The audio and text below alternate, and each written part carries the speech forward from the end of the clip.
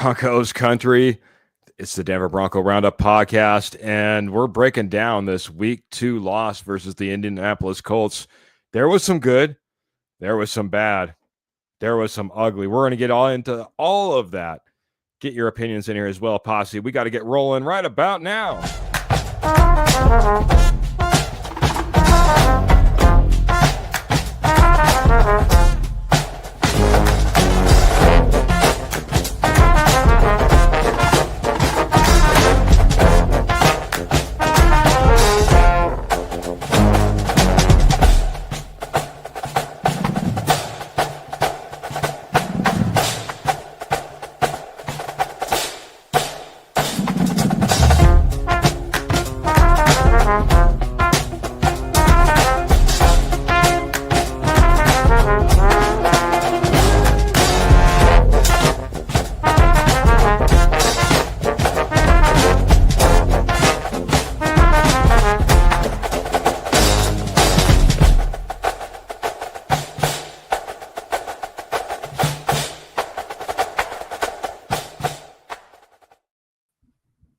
Welcome in, everybody. This is the Denver Bronco Roundup podcast. My name is Keith Brugman. We're brought to you by Rocky Mountain Sports Network and, of course, sponsored by the amazing Morgan Trinkets.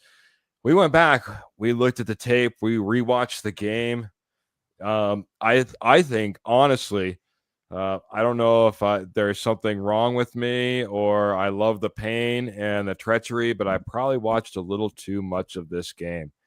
It was disappointing. It was good. It was bad. It was ugly.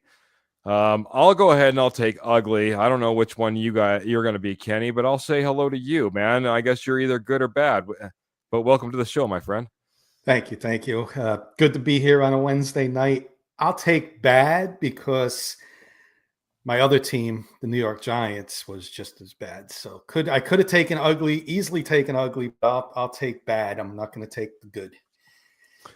Once upon a time, Jody asked me if I had a razor accident. Yes, I did this time. And my kid as I walked in the door, said, I thought it would be better when you got back.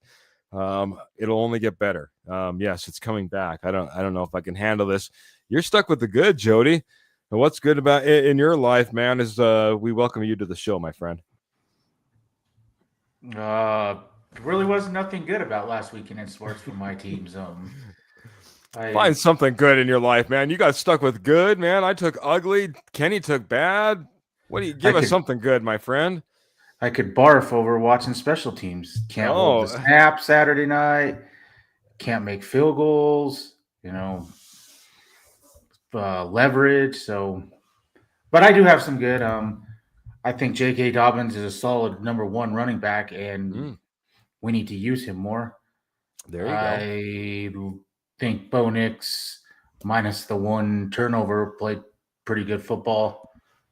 I think the O-line, did what they needed to do. I think Bo Nix had two or three pressures the whole game. I thought he blocked incredibly well, or the whole line blocked incredibly well. So there's some good. We'll get into all the good. We'll get into all the good. Don't take it all now, man. I just said what's good with you, man. He's like, oh, let me take everything good in this game. No, Jody, I appreciate it, man. We'll get into all the good and the bad and the ugly, my friend. There's another week of football. There's another week of football still in front of us. It's only week 2. Maybe that's the good we should take out of this week 2 loss that was somewhat defeating. Never defeating to get the posse hopping. Mr. Ernie May says, go Broncos country only. Hello, Keith and friends. Friends is now the judge and the stepfather. Jody and Mr. Kenny Kirkpatrick and Mr. Michael Ronquillo. Always everyone's friend. It seems like he's always here. Trusty sidekick, man. You need him on the trails when you're out here on the Denver Bronco Roundup. Good evening, Keith, Jody, and Kenny. Go Broncos, blue and orange heart. With the 100 high salute. Thank you, Michael Ronquillo. There you go. Mr. Michael Ronquillo getting us kicked off out on the trail with 100 stars, man. And thank you very much. Appreciate you so much, Michael. And appreciate you, Kenny, for letting me know that the 100 stars was kicked in as well. Michael Ronquillo, you're awesome, my friend. Hey there, horseman. I can give you reasons for all 3 categories. He can give us reasons. He can give us examples. He can give us ideas. Gentlemen, a big topic before we went on, and I want to hit this. Kenny's going to be with us for about 3/4 of the show. He's going to give us the 5-minute warning, maybe the 2-minute warning as well. But I wanted to get to this before we missed it and before I glossed over it. Kenny, you brought it to the table first. I'll let you talk a little bit about it first. I don't know how you want to pass this a little bit around, but your concern is maybe these rookies that we've invested so much in aren't living up to the expectations of at least you and maybe Broncos country. Right.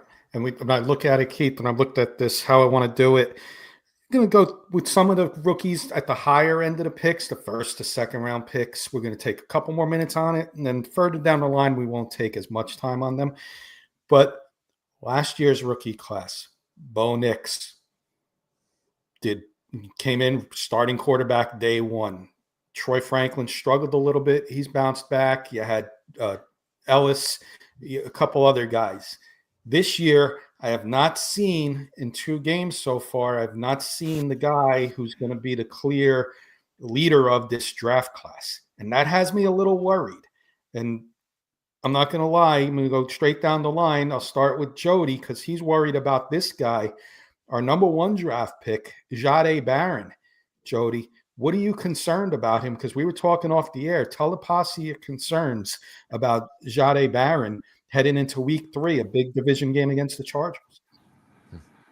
Good evening, Rodney, by the way. Just wanted to say hello. I wouldn't say I'm necessarily worried about him, but what I am is we had needs. We needed a running back. We had other needs.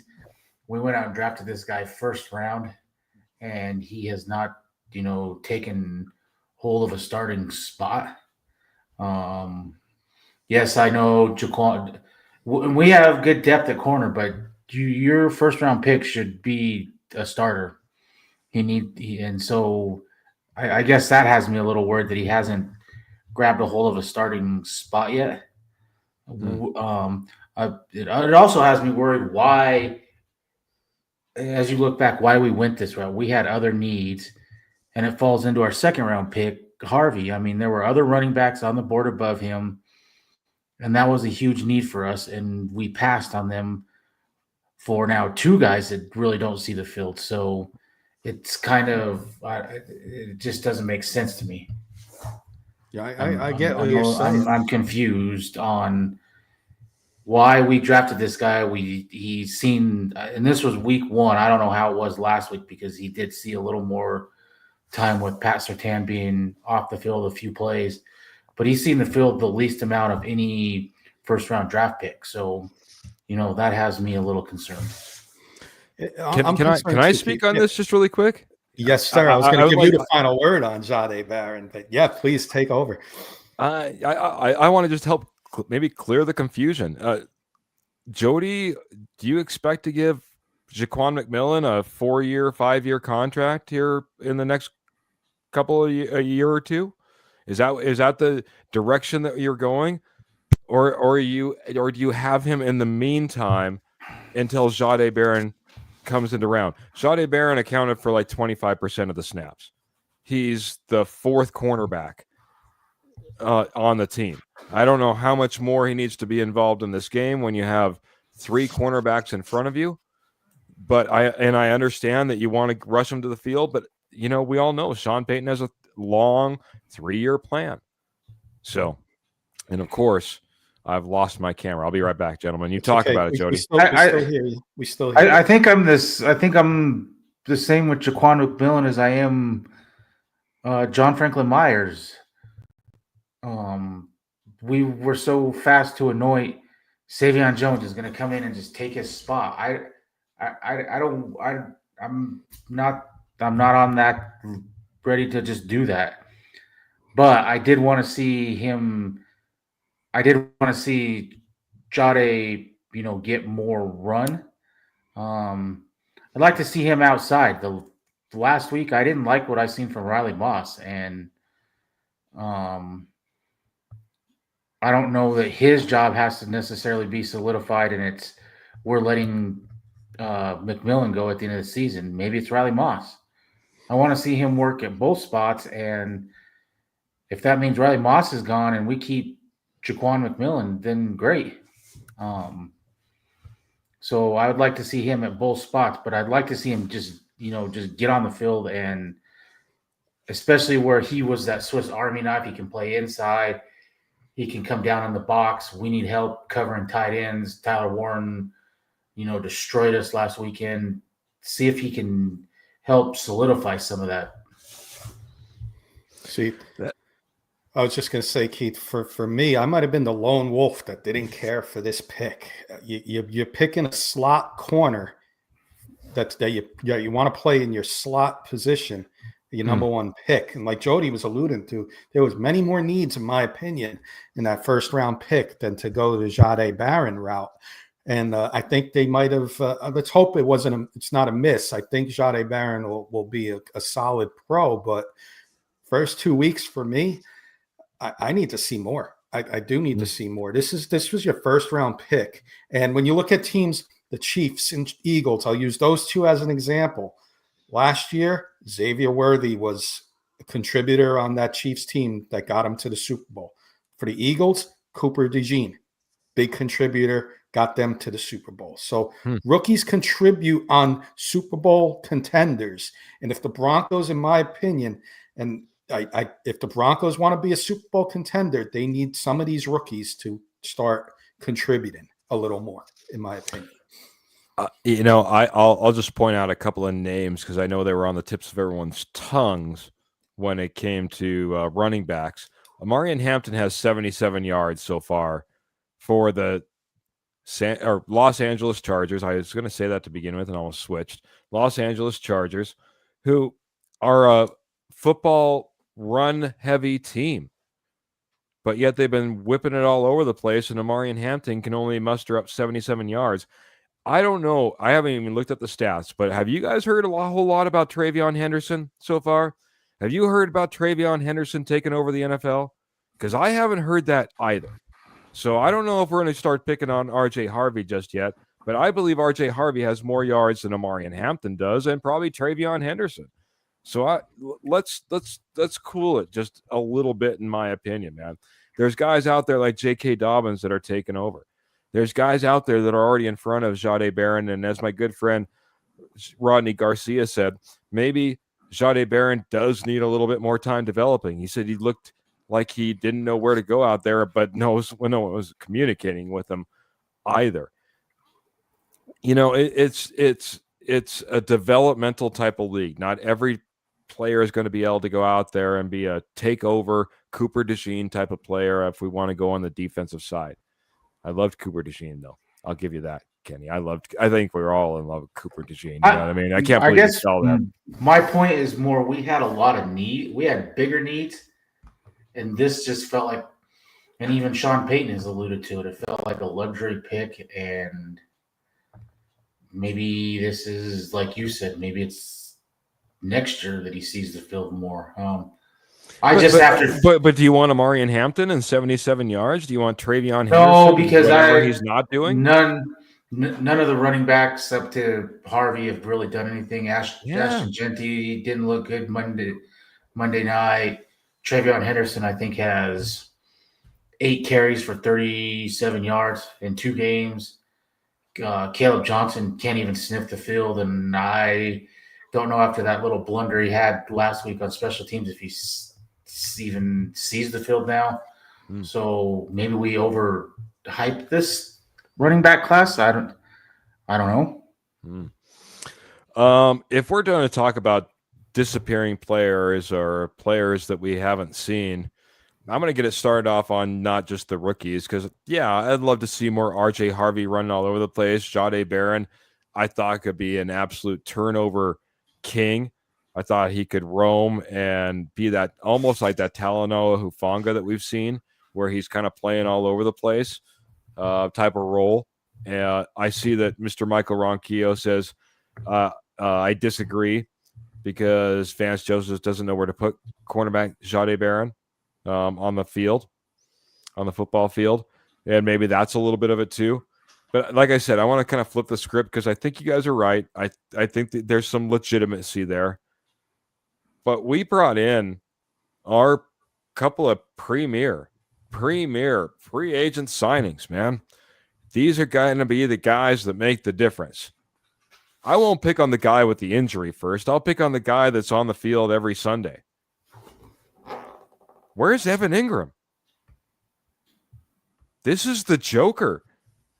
Like, not only self-proclaimed, like brought in and told this is what you're going to be.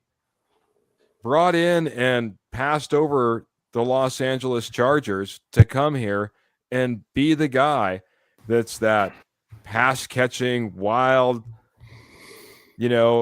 card type of player for the Denver Broncos. Was it 1 or 2 catches that he had like last game? I mean, One. almost immemorable like performance out there. Jody, I'll let you go off first, man. Where is Evan Ingram, man? This is the guy that was supposed to be, the number 2, the relief for Cortland Sutton, having to be that go-to guy. I think it's 2 things. One, he's not a blocker, so is he really a tight end? And number 2, whether we like it or not, I think our number 2, he's getting a lot of snaps, whether we like it or not, is Sherfield. He's taking over the exact same role that little Jordan Humphreys had last year, who had the second most snaps of any wide receiver last year, whether we like that or not. And I think that's one guy that's just basically on the field to block, and it's taking away either Pat Bryant being on the field, Ingram being on the field as much. It's hurting this team more than a lot of people think. Just like last year, why other receivers weren't seeing the field as much, because little Jordan Humphreys was on the field all the time.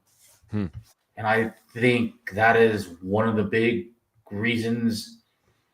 I'll also go to Bo Nix has not looked in 2 games. He has not looked comfortable in the pocket. He has not looked settled in the pocket. And if you watch Daniel Jones, it was 3-step, 5-step. And when he hit his 5th or 3rd step, he was throwing the ball. Bo Nix does not do that. And that's where Evan Ingram comes into play over the middle. But it's got to be on these timing things. And just right now, it doesn't look like Bo Nix is there with the timing stuff. He can scramble and throw off platform and that type of thing. He's got that down, but that's not what he needs to work on, in my opinion, that will help this team. Well, we'll get into Bo Nix more in just a second, Jody. I know you're not maybe checking all the stats, but you're just using your eye. I got to give you a big shout out here. Trent Sherfield has had higher snap count percentage than Marvin Mims, RJ Harvey, Pat Bryant, Tyler Bidet, Lucas Kroll. I mean, like literally the weapons that you could possibly go to up and down there, starting with Marvin Mims. When Trent Sherfield is getting a higher amount of snaps than Marvin Mims, you may have a problem. We'll digress so I can get Kenny's thoughts on what happened to our tight end, Evan Ingram. Where is he at? Where'd he go? He's never shown up. It's like that early winter day, and you're at the pond, and you get to run across the pond, but it's thin ice. That's how I feel like with Evan Ingram. Like when he's on the field, Michael's alluding, dealing with the back injury now. Like he's on the field, is he going to fall through the ice and have another injury? And this is where I have the problem with the Broncos. They did not address their tight end depth, bringing in a guy they knew they had injury history. Still have Lucas Kroll on the team, Adam Troutman, Caleb Lohner, you drafted in the 7th round. You didn't address this properly, in my opinion, in the draft. And instead, like we're going back, Jahdae Barron. Did you need a Jahdae Barron? Probably not. You had positions you needed in more importance, in my opinion, than some of these picks that the Broncos made. And I hope it doesn't backfire in their faces. But Evan Ingram is like running across the pond and hoping you don't fall through the ice. Awesome, Kenny. I appreciate all the positivity. That's fantastic. Calf injury turns into a back injury. We might have a brand new segment. Where in the world are our free agents? I'll go ahead. I'm going to start back around the horn, Kenny. Dre Greenlaw was the guy that's going to solidify this defense. Him and Talanoa Hufanga sitting way out there in the outfield as a safety, and then all that meat up front that we didn't invest in on the front line, the defensive line. Don't worry, we got Dre Greenlaw. Well, so far we've had pulled hamstring Dre Greenlaw, injured, can't play the first 2 games Dre Greenlaw. Hopefully, cross our fingers, and maybe he'll be on a snap count, Dre Greenlaw. Is Dre Greenlaw going to be the answer once he comes back? And, again, how much of a reliance are you going to have on Dre Greenlaw? Where in the world are the Denver Bronco free agents? I am a little worried about Dre Greenlaw, but it is a long season. And I know his talent, once you can get him healthy, will be that leader on the Broncos. But we're talking 3rd week now into the season. We haven't seen him play 1 snap. So there is some worry. I do have some worry about him. Linebacking core is another weak position, just like that's, in my opinion, the weakest position on the Broncos depth-wise. We talked about the tight end a second ago. Alex Singleton coming off an injury. He's not looked, oh my gosh, we got Alex Singleton back. I'm not doing cartwheels that Alex Singleton's in the starting lineup. Justin Stranad is going to give you what a backup linebacker is going to give you. He's not going to give you an all-pro performance. He's going to give you an average performance. There is one guy that could be the saving grace, and we've been waiting for him. And if we're talking about injuries, I got to bring up Drew Sanders. Let's hope he can come back and be a spark to this defense in a couple of weeks. But Dre Greenlaw, the panic meter, it's a little higher than a 5. It's going to be about a 6.5 for me on the panic meter for Mr. Greenlaw. I'm going to pivot just a little bit to you, Jody, man. Let's just say that Dre Greenlaw is on the long-term plan, and he's going to come back versus Cincinnati. We don't see him this week. Justin Strnad and Alex Singleton didn't put up their best games last week. I'll just put it that way. Justin Strnad did put up a sack and now leads the Broncos with 2 sacks on the year. But that being said, where do you go if you're lining up against the Chargers this week? Do you continue with Alex Singleton, Justin Strnad? Do you go out there and mix it up? Do you bring a Carini Reed? Do you bring in Lavelle Bailey off the practice squad? What's your solution to what we've seen so far, especially against the Colts? I think you try to get Jahdae Barrett on the field more and get one of those linebackers off the field. Go single linebacker. I know Singleton wears a C and has the green dot, but he did not look good Sunday. I mean, he was getting exposed. He looked slow. I mean, if you didn't know anything, you would think Strnad was a starter and Singleton was a backup playing that game. It just didn't look good. And I'll go to Greenlaw. I'm not worried. Tomorrow will tell me more than. I mean, it sounded like he was on the side field again. Tomorrow will tell me. If he doesn't practice again, I would say he's probably not playing. I'm not going to worry about so much Wednesday because I think a lot of these Ingram, I don't think you're going to see Ingram practice on Wednesdays. He's going to get a rest day, and he's been in the league long enough. It is what it is, so I'm not worried. And I think the same with Greenlaw. Tomorrow will tell me all I need to know if he's going to play or not. And I think this if game you see is limited, is that okay? Is that good? Is that bad? It makes me 50-50 because then he could come back Friday and be full and be ready. Mm-hmm. I think this is a big game. This to me is a huge game because you can't. One, you fall 2 games behind the Chargers if you lose this game already. 2, you're 0-1 in the division. Not a good way to start, and they're 3-0 already. I mean, Versus the 3-0 team, yeah. Versus the 3. So right, so they are sitting pretty good if they win this game. You need to win this game, and that's where I hope that Greenlaw can come back, especially now that Burrows is out. There's no saving him for Joe Burrows. Joe Burrows is out now, so yeah, fair. I'm going to hit the posse really quick because I need to get caught up. Graham came in here earlier. I just want to recognize him and saying, hey there, guys, and hello to the posse, man. That's all of you coming in over there live in the comments, whether that be on Facebook or YouTube. By the way, we're also on Apple Podcast and we're on Spotify. So if you jumped in a little bit late, don't worry. You can hit the rewind button. And if you don't want to see this ugly face, you can do it with just audio-wise, Apple Podcast and Spotify. Also, I just want to say hello, a few other faces, because I had Clayton coming in here saying, hey, guys, smash that like and share button as well, man, reminding me to try to do my job and tell you all to go out there and support us any way you possibly can. We really do appreciate it a ton. Not just the stars, believe me. A share or a like or a wow or a thumbs up or a subscribe or a 5-star review on Apple Podcast or Spotify, man, I'll take that, man. I'll take that any day of the week.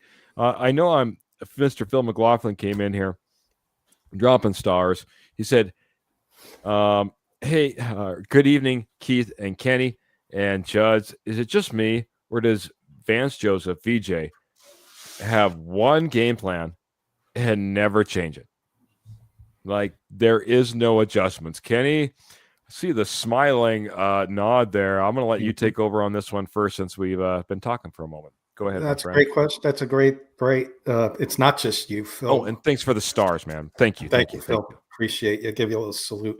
It's not just you, Phil. I see it too. And I follow a Giants guy, Giants chat now. I got to give him a shout out, Marshall Green. And he said it perfectly about our defensive coordinator. And coaches in general. Good coaches adapt to their players' strengths. Bad coaches are stuck on their schemes. And I see this with Vance Joseph. You get one good week, and then you get one bad week because he doesn't change anything. That Colts team should have not run. Jonathan Taylor shouldn't have had 165 yards rushing. There should have been some adjustments. There's a different type of team coming in, and it was the same style of defensive game plan, it seemed, in my opinion. So it's not just you, Phil. I think you'll see some changes this week, but I don't know how many you will see. But, you said it perfect. Good coaches adapt to their players, and not so good coaches are stubborn and stick to their schemes. And that goes on both sides of the ball.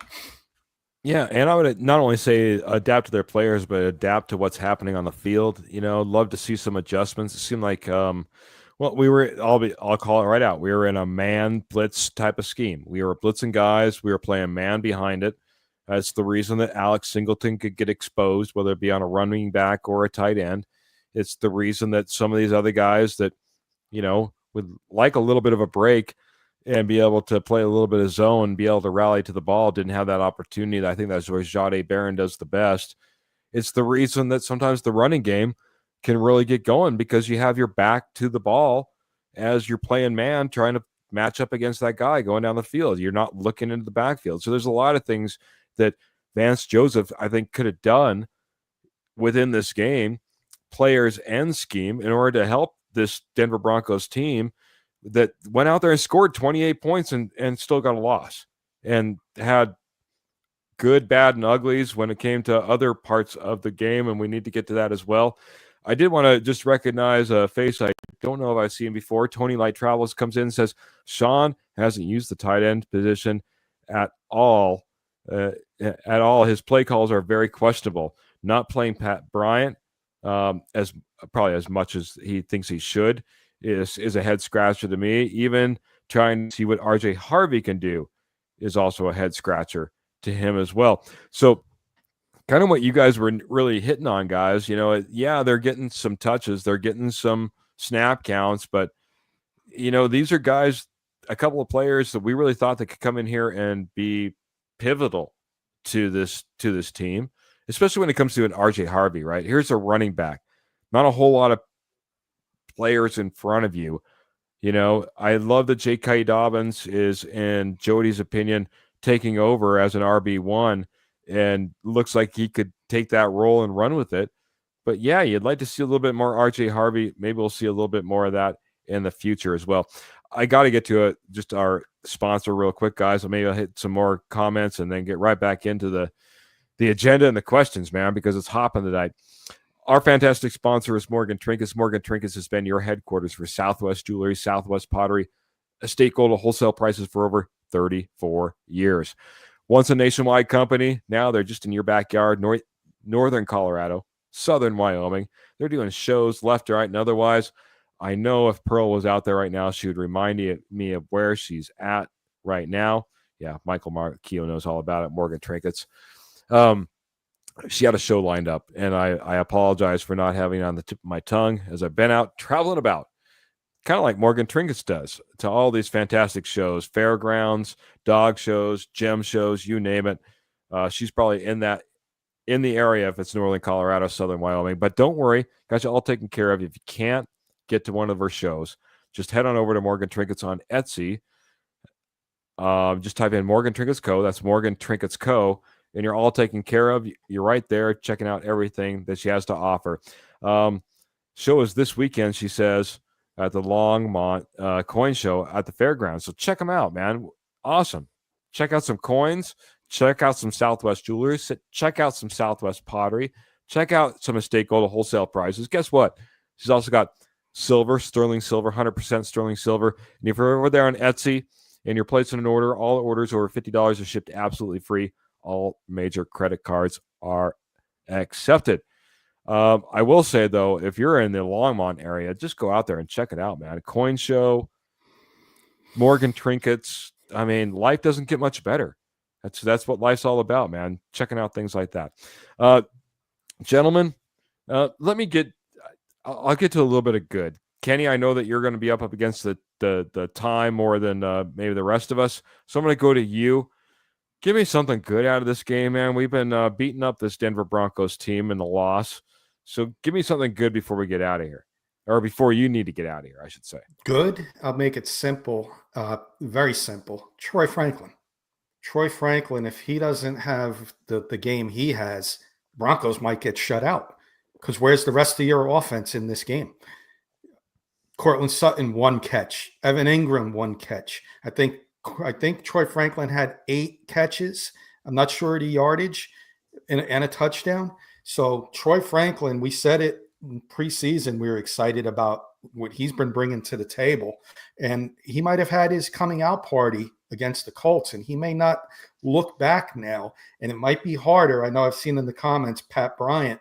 It might be harder for Pat Bryant to get on the field now because of Troy Franklin's performance. So that to me was the one good that stood out for me, Keith. Is it good that Pat Bryant is making this step when you still have Marvin Mims and all of a sudden I'm blanking, when you have other wide receivers in front of him, in my opinion? What are your thoughts on that, Kenny? Yeah, that's a tough one because we're talking about the rookies, how I want to see the rookies in there. But Pat Bryant's the one exception maybe because Troy Franklin is almost a rookie himself because he didn't play much last year. So got rid of Devon Vele. He's the next man up. But I would like to see him a few more plays, maybe a couple design plays for Pat Bryant and work his way into some spread offense sets. But for the time being, if it's Troy Franklin, roll with it. Michael Ronquillo, no block, no rock mindset from wide receiver Pat Bryant. Got to love that, man. I think that's something we could take advantage of. Jody, I want to get a good from you. I know that I tried to pull it out of you at the very beginning of the show, and you were like, it was like trying to pull teeth, but then all of a sudden you got on a roll and you tried to take it all, man. So give us a good one, man. Give us a good takeaway we can have from this game, last game, even though it was a loss. I got two, and I think they go hand in hand. The offensive line was opening massive holes for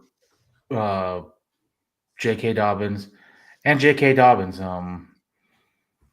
hope that this is a game that Sean Payton sees now. He needs to feed J.K. Dobbins more. He needs upwards of 20 carries a game, in my opinion, and that will help this offense a lot. It will open up things, allow Bo Nix to throw over the middle more and different things. Those are my two. They go hand in hand. PFF had the O-line number 2 last week. Garrett Bowles is the number 1 pass protecting tackle in football. You can take that with a grain of salt because I necessarily don't always like how PFF grades things, but and J.K. Dobbins. We hammered PFF last year. Let's face it. Yeah, you go ahead, Money. But J.K. Dobbins, he's been the bright spot in this running game, and I hope last week is, like I said, I hope Sean Payton wakes up and starts using him more. He needs 20-plus carries a game. Well, that's where I'll give you my good, because I think it ties right into what you just said and maybe a little bit what Kenny just said. I think this was a better called football game by Sean Payton. Now, not every play worked out, and not everyone, made their assignment, whether it be in the running game or in the passing game, and that, or, from the quarterback aspect as well. Not everything was perfect, but from a well-called game, a mix of plays, not getting too run heavy, not getting too pass heavy. We never worry about run heavy with Sean Payton. I thought it was a better effort by Sean Payton. Now, still can get better in many aspects, but I'll try to look at the positive sides of things. And I think that Sean Payton, compared to not only week 1, week 2, but what I've seen from Sean Payton, we've been calling for a better balance for a while. Now, there's other things to work on. We could talk about that, but I'll make that my good. Kenny, I know that, like I said, you're up against the clock, and you dropped in the private chat that you want to run through maybe a rapid fire question as well. D-Rock coming in and saying what's up to everybody and how's it going? How's the chat doing? Rodney Garcia, obviously, and they're talking with him as well. And PFF is a joke, says Michael Ronquillo. The good Dobbins, the bad. Where's the ugly referees? We'll get to the ugly, the bad and the ugly. More bad and ugly. I was trying to keep it a little bit more positive, but maybe we should round it out with some positive. We'll try to do it. Kenny's going to give us rapid fire before he's got a rapid fire out of here. I'm going to do this in a minute or less, so get the clock counting. Bad news, good news. I'm going to give you guys a prediction for Sunday's game. I won't be with the guys Friday, so here it comes. Bad news, Chargers. Week 1 in Brazil, national TV, beat the Chiefs. Bad news, week 2, national TV, they beat the Raiders on the road. Come home opener, 3 division games in a row. But the good news, the Broncos fans travel well. It's going to be about 30 to 35% Bronco fans in that stands. And here's my key to the game. Keep an eye out on their left tackle. Slater got hurt. They have a Division III guy starting for them. Vance Joseph, take advantage of that right now. Print it, Vance Joseph, put it on the board. Division III Tipton University guy playing left tackle. Work that side of the field, blind side Herbert, get pressure, fumble the ball, couple turnovers. Chargers have been riding high. It's going to be extremely hard to win 3 division games in a row. The schedule makers did them no favors. Good news, guys. Broncos bounce back. Tough one on the road. 23-20. Go Broncos country only. Love you, Posse. I'm going to give you a mile-high salute, and I'll see you post-game victory party Sunday early evening. Kenny, wow, what a way to ride off into the sunset on the Denver Bronco Roundup Wednesday night show. Man, we appreciate you coming on here, man. I'd love to walk away with a win versus this Chargers. What a good, we got the bad, we got the ugly, we got the good. What a good way to ride out of here, my friend. I appreciate you so much. If you got a roll, feel free to jump on out of here. We appreciate you, man. And then those who know Kurt, come hang out with us after Denver Bronco Roundup. Kurt will be over there. Let's talk Broncos. Thanks, guys. I'll see you all soon. Sounds great, man. Go check him out, man. Like you said, Kenny's going to be hanging out in the background. Kurt's always fired up about something, man. You got to check him out. Jody, man. It's just me and you now. A couple of comments coming in from Rodney Garcia that secondary is scary. Chargers look really good, says Miss Pearl as well. We want to start talking about some of the keys to the game.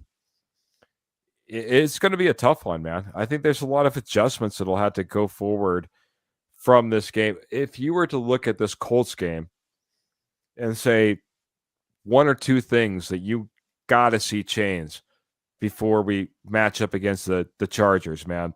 It's coming up right around the corner.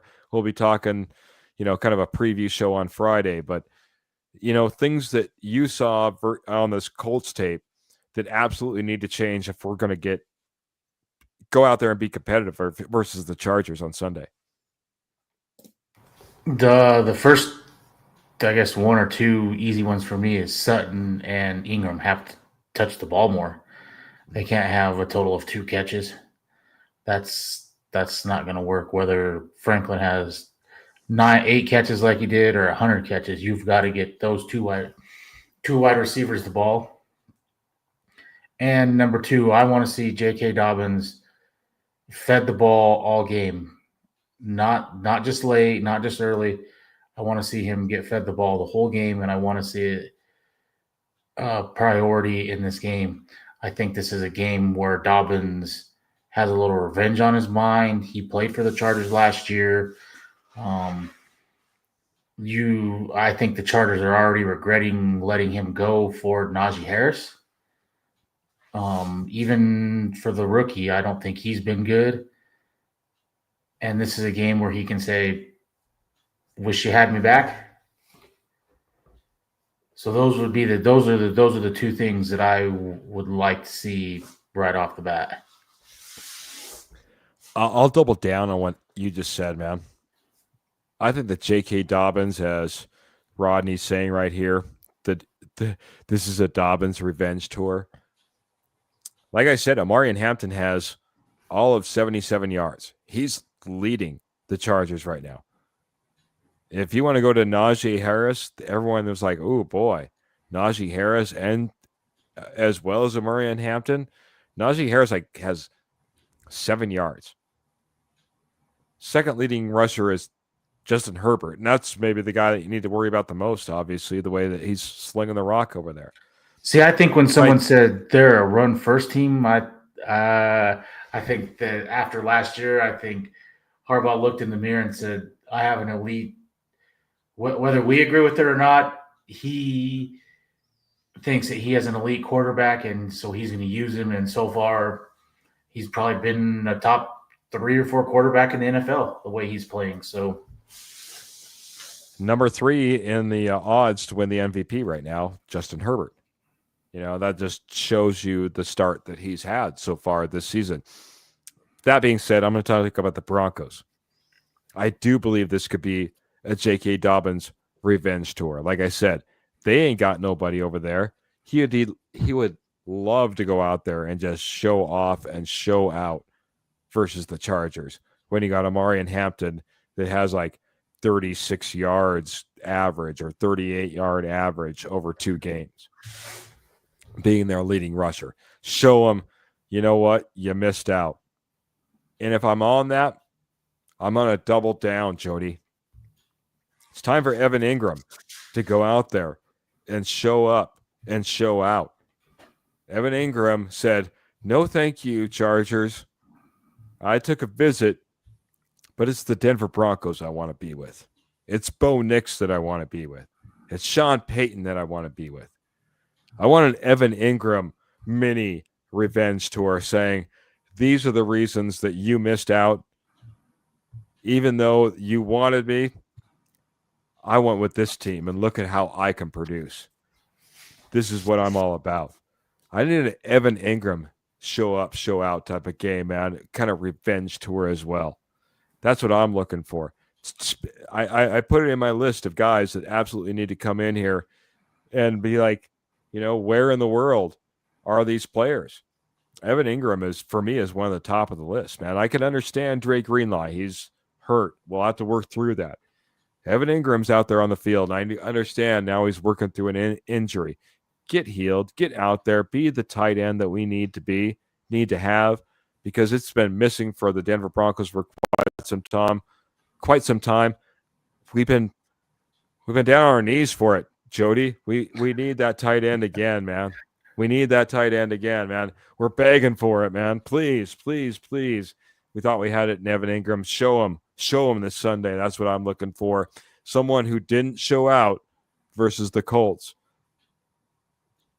Now he needs to show up when we versus the Chargers, man. That's something I want to see a change from one game to the next. I have one more. I want to see Khalil Mack is out. He's on IR. The Chargers do not blitz a lot. They play this kind of whatever you want to call it, high, like 4 deep, kind of play everything in the front. I want Bo Nix to stay in the pocket, settle your feet, and make throws and come out and have a game like you did against the Panthers, like you did it against Atlanta last year. When you're throwing the ball, you don't have to throw the ball 40 times, but step into throws and make throws. It's a cool highlight that he made that throw to Franklin, but he was horrible. He looked bad in the pocket, did like a 360 spin, like a Russell Wilson style, and just used athleticism. We know he can make those throws. Slide in the pocket, step up in the pocket, and put the ball on somebody. Don't half-arm throw these balls like you did that cost us the interception and that type of stuff. Be confident in your throws and know where you're going with them, and that's it. Just like the throw on 3rd and 4 to Ingram. You made your mind up. He was covered. So go to your second read. Trust your pocket, trust your O-line, and have a game and get this team back on track. Okay, last one from me then. If you're in a double dip, I'll double dip as well. One thing that I saw in this Colts game that I'd like to see different as we kind of start to move forward. And last one, because I want to save a lot of this meat for the Chargers game for Friday. We'll be back. Denver Bronco Roundup at 7 p.m. Mountain Standard Time on Friday, breaking everything down versus the Chargers. I said the good was I thought Sean Payton did better in the play calling mix. He still needs to get better, man. He still needs to get better, and the ability to have time on the clock for Bo Nix to look over that defense. This just all started to come to mind as you started talking about Bo Nix being better in the pocket. The one thing that I saw when Daniel Jones was out there operating versus this Denver Broncos defense was he had time to look over that defense, send a guy in motion, figure out where the pressure was at, what coverage we're in, where his hot read was at, all of it. It's the reason that he threw for over 450 yards or whatever it happened to be, Jody. It's ridiculous. If Bo Nix has that time, if he can look over that defense, if he's not up there with 7 seconds on the clock getting under center, then he has that ability. And I think that's one place that we can continue and improve. I'll look for it. And that's another call out I'll have on Friday. Jump in there. We'll talk more about it, man. I want to add something too. what is this offense's identity? Week 1, we were all about RPOs and Bo throwing the ball 40 times. Last week, I don't think we ran any RPOs, and we ran the ball more. What is this identity? Sean Payton needs to figure it out. And even like Bo Nix, he's rolling out every other play against the Titans.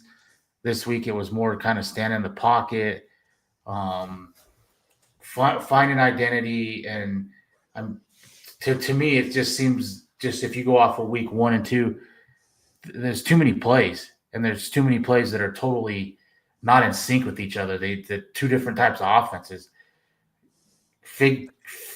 However you want to say it, dumb it down, simplify it, but get the right packages and the right plays and figure out what you are. I'm going to last little harp on on Sean Payton. I want to actually probably pivot to Vance Joseph before we get out of here, because let's face it, probably should take the majority of the blame, at least in this particular loss versus the Colts. I want to get what I paid for as a Denver Bronco fan, as a team owner from Sean Payton. So I'm just hoping I see that pretty soon, man. I think we had high expectations from a Super Bowl winning quarterback guru, offensive juggernaut of a mind type of quarterback, or type of head coach. And I'll be honest, man, I don't know if I've necessarily went, whew, man, this guy just blows me away each week, kind of alluding to what you just got done talking about. I just want to speak really quick, man. We went from like 0 to hero week 1 to week 2 when it came to this defense, man. Is this fixable? Is it a bad week? Is it to be expected moving forward? What are your thoughts on, like I said, just a Jekyll and Hyde week 1 to week 2 defensive performance from Vance Joseph and this defensive team? It's fixable, but it's going to take – you've got to get some players back. The same things last year that were getting exposed are getting exposed again, and that's right up the middle. You need Dre Greenlaw back, and you need him back in the worst way. I will give Singleton somewhat of a pass. He's coming off a major injury, and this is only his second game back. But I need to see something. If that continues, then on to the next, on to Sternad, on to maybe looking to trade for somebody. I don't care that he wears the C. Russ wore the C, and you benched him. That is the major. That is the major problem for me. There were guys that really did nothing in this game. I have seen nothing from John Franklin Myers the first 2 weeks. And that is a guy I expected to really ball out. So we have not seen that yet. And this is going to be a heck of a matchup. For the people that say, oh, Slater's out and just go expose their left tackle. Well, they moved Joe Alt from right tackle to left tackle. And Joe Alt he was a rookie last year. And he was probably a top 5 right tackle last year. And he's playing like a top 3 left tackle right now. And I think he's going to make it incredibly hard for the Chargers next year what they do with him, because I've seen him play a lot of football. He came from Notre Dame, and he is a hell of a left tackle. He's just a hell of a lineman. And so you got your hands full there. It definitely was not a downgrade at left tackle when they moved him over there. Now, right tackle, you may be able to expose that a little bit, but there are some guys, the whole D line, for one, they need to play better than they did last week. That will help a lot of things. And fingers crossed, Greenlaw, he's going to be on a snap count, in my opinion, whether he plays or not, but he's productive and he stays healthy, and he just gives you a glimpse of what he can do when he's fully healthy. And he has to be on a snap count for a little while longer so that you have him down the home stretch, so be it. Hopefully, I mean, Singleton's a competitive guy and he's been around here long enough. Hopefully it's a one-time thing and he can, but hopefully it motivates him how bad he played last week. Yeah, I hope it's all motivation. That's the only thing that's needed for Singleton. Obviously, he's coming back off a fairly major injury himself, so one thing to not know coverage is another thing to be able to be quick and keep up with the Tyler Warren. You know what I mean? For instance, it's just it's tough. It's a tough business. It's a tough position. Heard another podcaster talking about how closely related the tight end and the linebacker position is. It's tough to find a linebacker that can stop the run and also follow every tight end and running back out of the backfield step for step. Just like it's tough to find a blocking tight end that's also an amazing pass catcher, out there.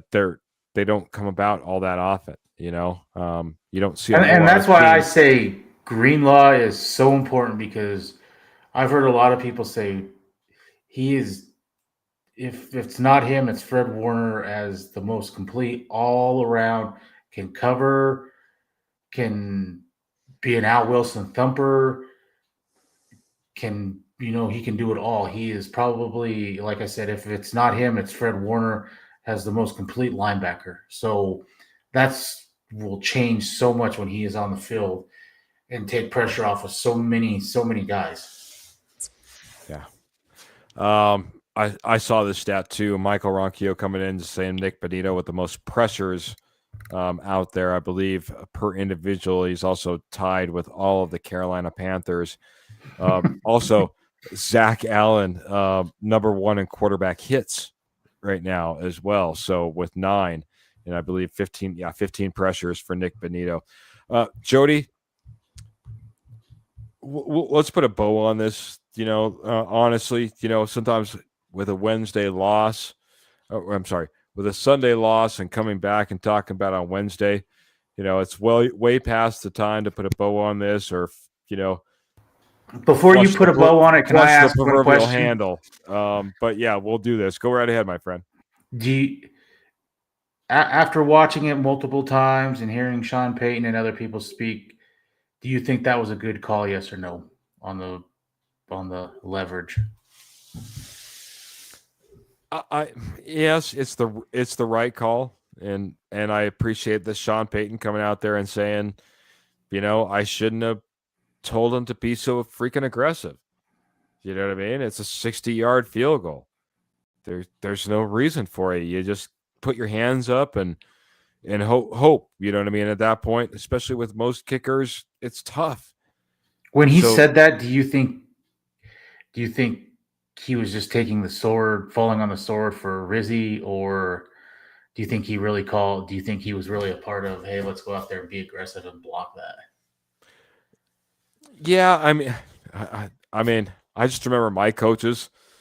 You're going out there and you're about ready to hit the field, and you're out there, go, come on, guys, go get them, go get him, go get it. You know what I mean? It's like you're cheering on your guy, and I think that I would have to review the tape. If I don't know if there's even footage of it, but I wouldn't be surprised if Sean Payton was like that guy talking to DeAndre Tillman, being like, "Go out there, man, let's go get it." You know what I mean? And that's all it takes, man. All of a sudden, you got that guy all hyped up. He's ready to go. He's doing things outside of the scope of what's needed for the play. I think that's just what happened. We played outside of the scope of what was needed. I don't put it on the refs. I think, unfortunately, it was a good call, but there was a lot of plays down the stretch, man. J.K. Dobbins for the great play that he had all game long. Doesn't spike the ball. Maybe that changes things a little bit. We don't have a penalty there. We're not 1st and 15. Will Lutz, I don't know why all of a sudden he has a knuckleball kick. where he's typically straight and true, especially from that yardage. I mean, there's a lot of things that you can point your finger towards down the stretch. But in all, when the Denver Broncos offense under Bo Nix and Sean Payton go out there and score 28 points, I would expect to get a win. We're supposed to have one of the most premier defenses. For me, man, I guess this is kind of my wrap up, man. It's just we can't have it. We can't have the Jekyll and Hyde. We can't have the back and forth.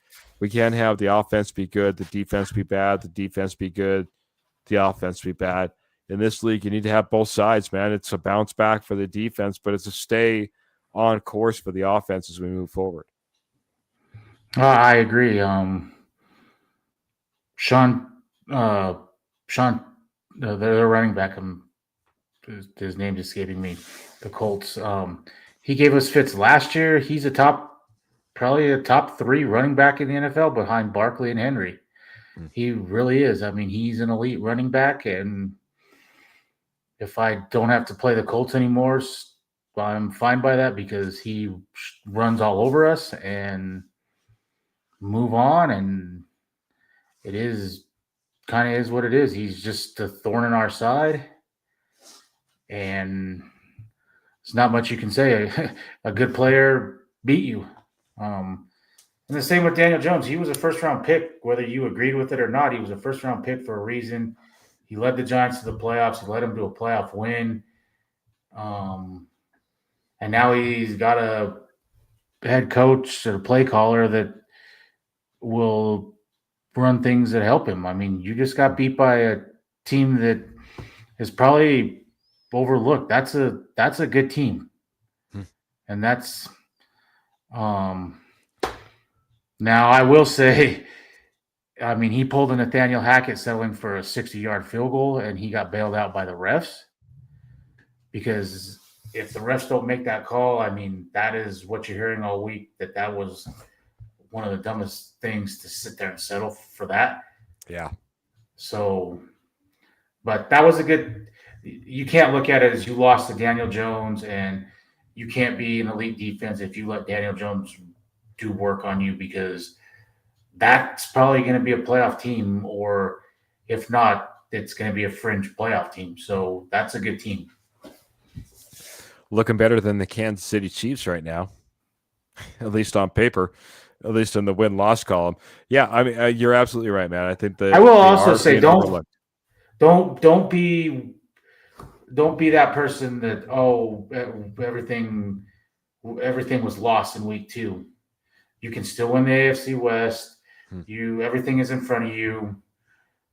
Look what, when you were 0-2 and you thought you were going to Tampa, who had just beat the Detroit Lions, and you went down there and you worked Tampa.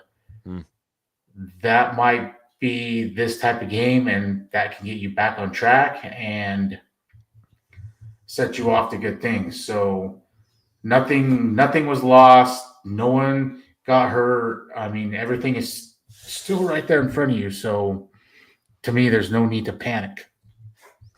Don't panic. Jody, I didn't even ask you before we got on the air. Will you join us on Friday? Is that a possibility, my friend? Yeah, I think I will be on. Awesome, my friend. Then I don't have to get a prediction out of you right now and try to squeeze it in as we're already past the time, man. This has been a fantastic episode. Posse, you guys been absolutely killing it this evening, man. From the viewership to the comments to the stars, man, we love you. We appreciate you. Even if you're disagreeing, got to disagree, Jody. This loss makes it very difficult for us to win the AFC West, and that's what Phil McLaughlin is looking at in the future. So we'll see. We'll see how it plays out. Hopefully, we don't have to worry about a loss, man. I agree. If you lose this up and coming game, you've got a lot of work to do to win the AFC West. But this Colts game, it may come down at the end of the season, maybe not, but you control everything and it's still right there in front of you. So don't let it ruin your whole season. It's week 2. You started off 0-2 last year and made the playoffs, and so everything's right in front of you. But this is a massive game, in my opinion. coming up. Yeah, huge implications. Really sets both franchises or both teams on a course early in the season. I'll just put it that way. One that will have to work back, or one that got knocked down a peg. We'll find out which one it happens to be. We'll be talking about it a lot more on Friday. If you don't know, 3 podcasts, well, really 4. We go live on Monday with the Morning Juice, 7 a.m. Mountain Standard Time. You're catching this 7 p.m. Mountain Standard Time Wednesday broadcast of the Denver Bronco podcast. And then we come back again on Friday, previewing the up-and-coming game, this time against the up-and-coming, out in front, Los Angeles Chargers. We'll see if we can chase them down. We'll be talking about that on Friday. Don't forget to catch our post-game show. We can try to go live every possibly time we can. Sometimes those late games, we'll catch up on a different time.